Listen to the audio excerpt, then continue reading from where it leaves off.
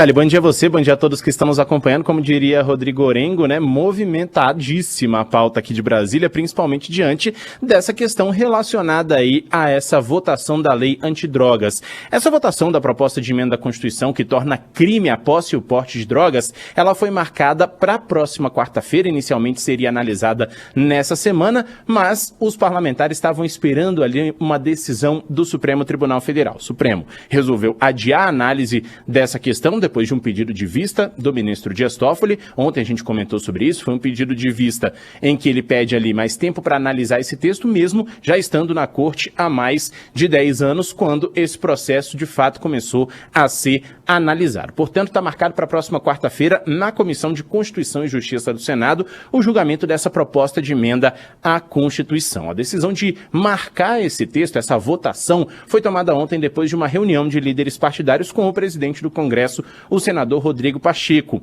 Esse texto, ele torna crime a posse e o porte de todas as drogas no país. E o debate agora é para definir a quantidade que vai diferenciar um traficante de um usuário.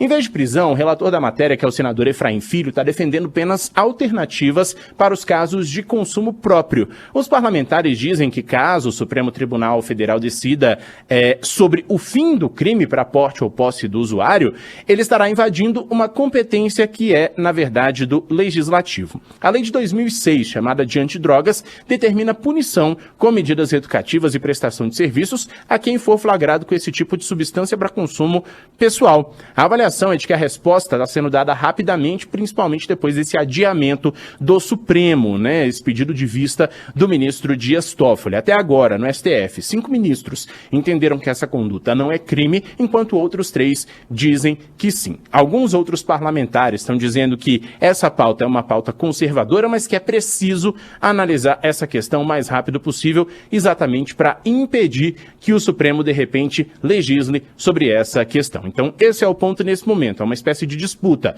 entre o Legislativo e o Supremo Tribunal Federal, ainda com relação a esse texto que vai diferenciar o usuário do traficante.